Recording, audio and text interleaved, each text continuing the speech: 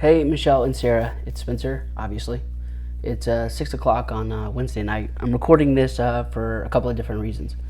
The first is I need to time it, and second, I thought it would be a good thing to vocalize and run myself through it on a recording and share it with you all, especially now that we've got this YouTube way to do it. And then finally, I thought it would be a good thing for me to say it to both of you in consideration of everything we're working on. And I know I would probably struggle to say the line about Michelle in front of her. And Sarah, considering what you asked me today, I should probably lean in. And Michelle, it's not something I've never said to you before, but it's I get choked up. But yeah, without further ado, I will get to it and read you my testimony for the prodigal child thing on the 12th. And yeah, hopefully get a couple of birds with one stone. So this is my testimony within 3 to 5 minutes, hopefully. Also, thank you both very much. I obviously appreciate you. I don't know when you're listening to this, but either good night or good morning. And thank you for being you. I appreciate it tremendously. Suds is at an 8. When I give my testimony or tell my story in recovery parlance, it is a good rule to tell you 3 things. First, that I tell you what it was like for me. What was my life like before my addiction was active? Second, I must tell you what happened. What did my addiction look like and how did it feel and what necessitated my recovery? Finally, what does recovery actually look like for me? Once more, what it was like, what happened, and what it's like now. I was born at Piedmont Hospital on December 15, 1983, as the only child of Holly and Sammy Freeman. Many alcoholics suffer severe hardships, particularly at an early age, with their immediate family. My experience is atypical, and that I suffered from too much love, if that can be said to be suffering at all.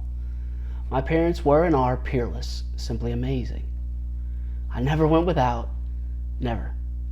There were certainly difficulties in my life, but they cannot be laid at my parents' feet, nor do I wish to do so.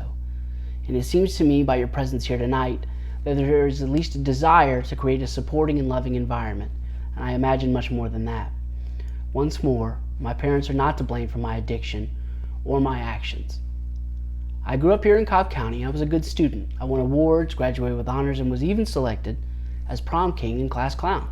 I say this not to boast, but to point out that addiction does not discriminate. It cares not who you are, what you have done, or what you've accomplished. I went on to UGA as a broadcast journalism major and had a job in radio and performing stand-up comedy before I was 22. I then went on to law school at Mercer, and I've been a lawyer for 10 years. I've never been arrested, never gotten a DUI, or ever gotten in any real trouble. And after school, I married my girlfriend, who doubles as my best friend, and we live back here in East Cobb. My parents and wife are both here tonight, and I want to say that I am but for them. Any good I have done is a reflection of them, and I take full responsibility for the rest. Once more, whatever else I might say, I am alive because of these people, not in spite of. I did have problems in my life, and I will say I will always remember feeling like 2 different people. There was Spence, who was prom king and class clown, and Spencer, who would rather isolate and avoid dealing with anxiety. Some of this was biological, some experiential, but certainly no one's fault. What happened is, one day, I started drinking to control the anxiety and so that I could feel more like I should feel. I don't know when it became daily drinking, but it did. I was drinking half a gallon of vodka a day. I needed a tremendous amount of medicinal support to get through the day and feel like I wanted. I was mentally obsessed and physically dependent, and it is only with therapy and Alcoholics Anonymous that I can explain it that way. I became so sick I didn't know how to ask for help or communicate what was wrong. Quickly, the drinking and accompanying behaviors and symptoms became miserable. I didn't go out partying. I couldn't. I couldn't do much of anything except drink and work, and towards the end, I was only really good at one of those. One day, I was driving to work, suffering from withdrawals, and I prayed that I would get sick. A few weeks later, my prayers would be answered. On June 15, 2016, I went to the hospital with horrible stomach pains and a myriad of other symptoms. I woke up about 6 weeks later. I had been in a coma. I had severe necrotizing pancreatitis. In short, I drank myself to death. I would have to start over, have to learn to walk, talk, eat right, learn everything again.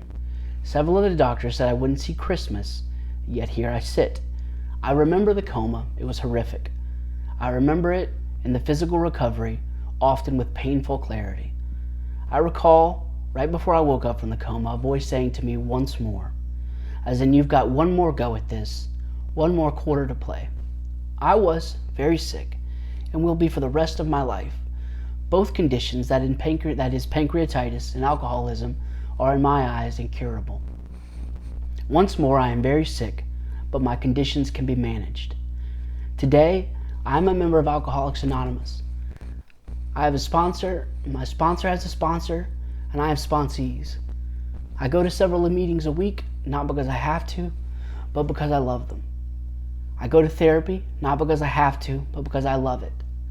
I am grateful to the physician's assistant who finally confronted me about my drinking and told me there was a solution and continues to care for me. I am grateful to my therapist who saves my life on a daily basis and has the humility to point out to me that I'm saving myself. I am grateful to the members of Alcoholics Anonymous who are willing to give to me what was so freely given to them. And I am grateful to my family for not giving up. So if you get nothing else from me, know that you can have a worst case scenario and come out looking this good. I'll close with this, and from what I've told you, you can imagine my surprise when I read the following on page 43 of the Big Book of Alcoholics Anonymous. Once more, the alcoholic has at certain times no mental defense against the first drink, except in a few rare cases, neither he nor any other human being can provide such a defense. His defense must come from a higher power. Once more, I am so grateful to be here with you tonight.